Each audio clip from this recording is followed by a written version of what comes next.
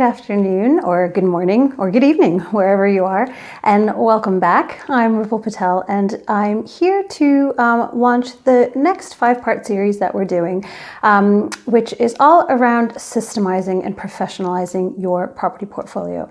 Now, the lessons are applicable regardless of what industry you're in, but some of the specific examples I will give you are going to be related to property and how we've used these ideas and processes in our property business to grow and scale our business in a way that was pretty easy, but also just made it possible for us to scale faster and for us to grow our business and our profitability a lot faster. So first of all, I just want to demystify the word system or process. For a lot of people, hearing the word systemize or process actually strikes fear or a little bit of stress because they think of complicated technology, big software, big server farm somewhere, or whatever comes to mind. But actually it can be that, but it doesn't have to be that. You can use systems and processes, and we all do use systems and processes on a day-to-day basis.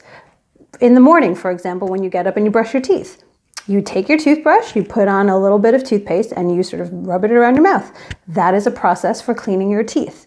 And you can expand that concept to business and to make things very, very sort of practical and approachable in your business. Now, a lot of what I will be talking about in systemizing and creating processes is basically just doing things that you do implicitly already as a business owner or as a property investor, but trying to make it explicit.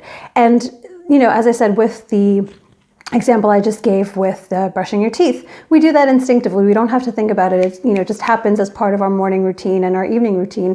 But if you want to sort of extrapolate that lesson into a business, a process is really just something that you do, again, as a business owner or a founder or an investor, that you do instinctively, but now it's sort of putting those instructions down on paper. So, for example, if you wanted to teach somebody else how to brush your teeth for you, if you wanted to outsource or delegate the task of brushing your teeth, you would have to write down and create a process for them so that they could do the step-by-steps to make sure they get it right and to, again, sort of make what's intuitive to you, take that, make it explicit so that you can delegate and outsource to somebody else in time. So that gets me to my first point, which is, the whole point of systemizing and creating processes for your business is really to make your life a lot easier. Ideally, it will enable you to step out of the business over time or to just spend as little time in the business as you want to. Now, property investing can be, time intensive and exhausting. And especially in the beginning, when you're doing everything yourself, it can feel like it is, sort of becoming another job, but it doesn't have to be. So this gets me to sort of the main point of this video is why should we be systemizing? What is the purpose? Now that we've sort of demystified it and show that everything has a process or, can be distilled into a process to some extent, why should we do it? Why do we care about systemizing and creating good processes? First and foremost, really it's, the big thing is time. It is to enable you to leverage your time and or spend your time on the things that add the most value to your business. Now, again, when you're getting started, you're doing everything yourself, but hopefully over time, if you're looking to scale your business, you don't want to be doing the nitty-gritty. You don't want to be doing all of the tedious admin, and you want to be able to delegate that to somebody else. So by creating the right systems and the right processes to begin with, it makes that much easier for you to delegate in the future. It allows you to also then focus your time that you're saving and the mental energy and the stress that you no longer have to deal with. It enables you to focus on the higher value tasks. Now, again, as a business owner or an investor, you want to be spending your time where you are uniquely qualified to do what you are doing. So whether that's negotiating new deals or finding new projects or, developing relationships with agents or, going out and doing, meeting with sellers so that you can, sort of increase the business in a much bigger, more strategic way. There are lots of other higher value things that you could be doing. And if you systemize and create a process for all of the lower value stuff or the things that you can delegate and outsource, then it leaves you time to focus on the higher value tasks. Sanity is another huge benefit of systemizing and creating a process.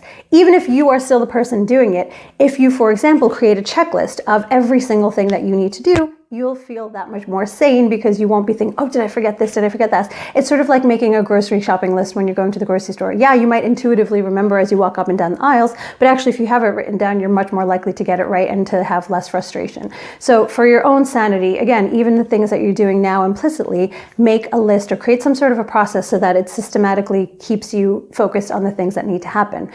We do something similar where, for example, the process of doing tenant referencing requires very specific steps. And again, when I was doing it all myself, I would just sort of intuitively remember. But then I was like, you know what? Actually, sometimes I find myself forgetting certain things or doing certain things too last minute. Or it was like, oh shoot, the tenant's moving in 3 days and I haven't done X. So, I just created a very simple checklist, and it just, gave me the prompts to do the right things at the right time. So I wasn't stressing and I didn't have to worry, oh, did I have them set up their direct debit? Oh, did they send in their IDs? Did they, sign the tenancy contract? All of these kinds of things that you need to make sure happen.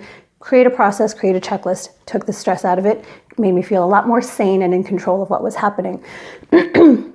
And the other sort of key benefit, or another key benefit when you create a system or process, is things get done the way you want them to get done. So again, when you eventually delegate to somebody else, you can make sure that the standard of delivery is exactly the way you want it. You've written out all of the instructions in a very detailed way so that things get done the way you want them to get done.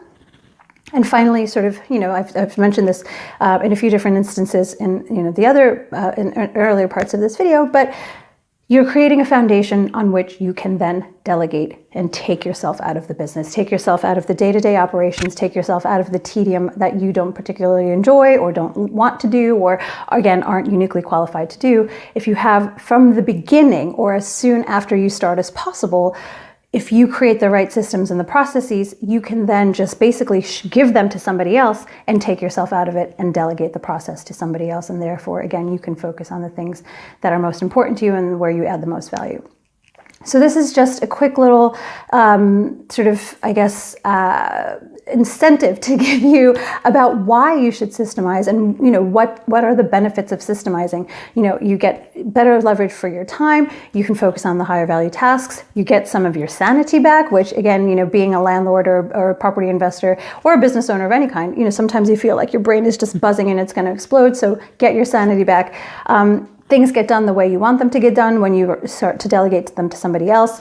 It can allow you to take yourself out of the business more and more, and you only sort of are managing the processes and making sure things are happening when they should happen, and you're not dealing with the day-to-day. And again, it's setting the foundation for delegation and growth.